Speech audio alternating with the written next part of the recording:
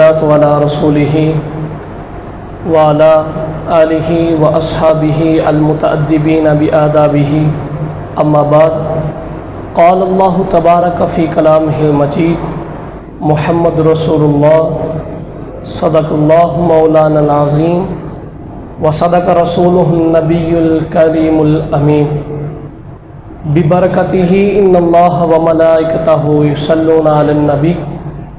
يا أيها الذين آمنوا صلوا عليه وسلموا تسليما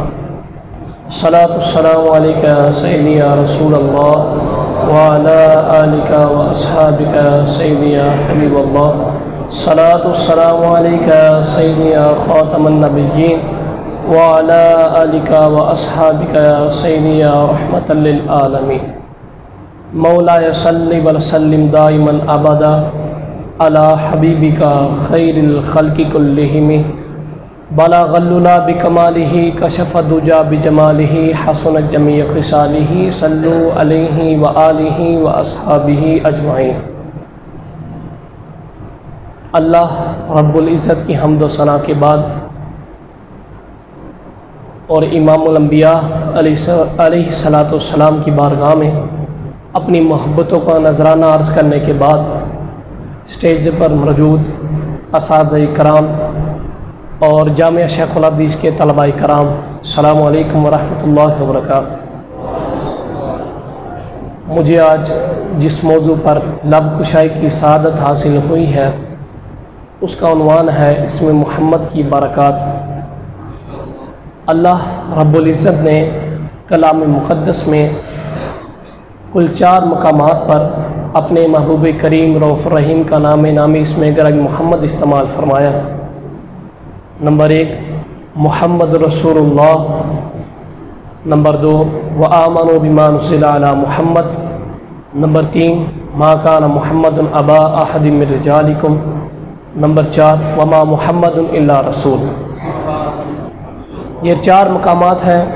جہاں پر اللہ رب العزت نے اپنے محبوب کریم رؤوف الرحیم کا نام نامی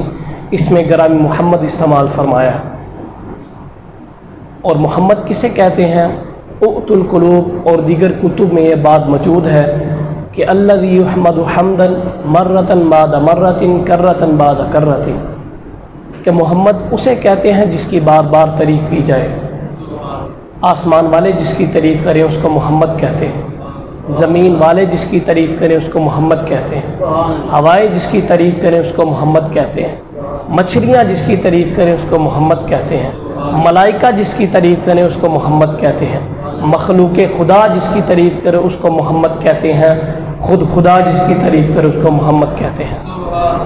اب ان تعریفوں کے حصار میں یہ بات بھی سمجھنی چاہیے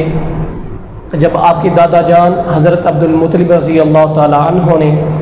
آپ کا نام محمد رکھا تو آپ سے پوچھا گیا لما لم تسمیہ باسم آبائہ، آپ نے ان کا نام ان کے آباء و اجداد کے نام پر کیوں نہیں رکھا؟ مثال کے طور پر محمد صلی اللہ علیہ وسلم بن عبداللہ بن عبد المطلب بن ہاشم بن عبد مناف بن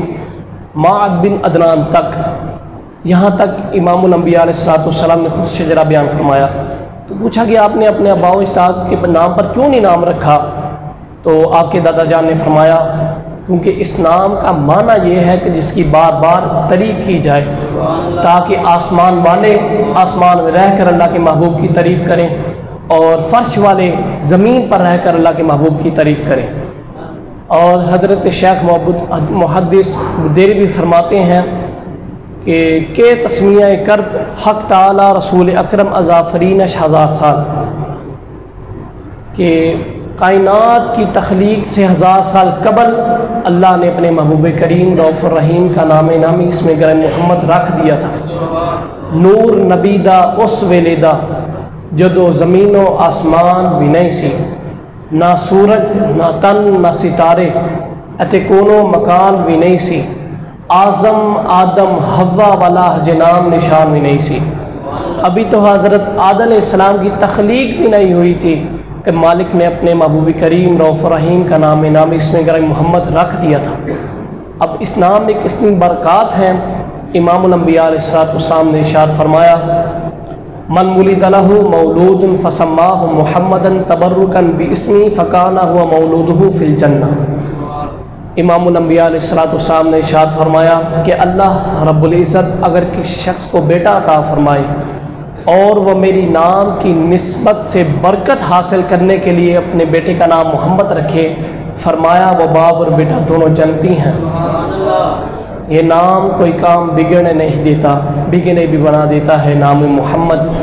اس نام میں یہ بھی برکت ہے کہ امام الانبیاء علیہ السلام نے ارشاد فرمایا کہ لا يدخل الفخر بیتاً فی اسمی، کہ جس گھر میں میرے نام کی نسبت والا بچہ رہتا ہوگا اس گھر میں مالک کبھی فاقہ نہیں آنے دے گا۔ اگر اس برکت سے، اس نسبت سے اپنے بچوں کا نام محمد رکھا جائے تو مالک اس گھر میں کبھی فاقہ نہیں آنے دے گا۔ اور حضور کا نام لینے کے لیے مجلس کیسی ہونی چاہیے، ماحول کیسا ہونا چاہیے اور محفل کیسی ہونی چاہیے، اس کے بارے میں مالک نے کلام مقدس میں پورا ایک باب باندھا ہے سورۃ حجرات میں۔ میں اس کے حوالے سے ایک مثال عرض کر کے اپنی گفتگو کا اختتام کروں گا۔ ایک بادشاہ تھا محمود ایاز، اس کے وزیر کے بیٹے کا نام محمد تھا۔ محمود اس کو ہر دفعہ کہتا تھا محمد یہ فلاں کام کرو، یہ فلاں کام کرو۔ تو ایک دن ایک وقت ایسا بھی آیا کہ اس نے کہا اے ایاز کے بیٹے یہ کام کرو۔ اس نے وہ کام کیا اور بعد میں اپنی مالک کی، اپنے بادشاہ کی بارگاہ میں حاضر ہو کے عرض کرتا ہے مالک کیا کوئی غلطی ہو گئی ہے، کوئی خطا ہو گئی ہے، کوئی بے ادبی ہو گئی ہے، کوئی گستاخی ہو گئی ہے؟ آگے تو کبھی آپ نے میرے باپ کی نسبت سے مجھے کبھی نہیں بلایا، تو آج باپ کی نسبت سے کیوں بلایا ہے؟ تو کہا آگے جب میں تجھے بلاتا تھا محمد کہہ کے تو میں باوضو ہوتا تھا، اس وقت میں بے وضو تھا،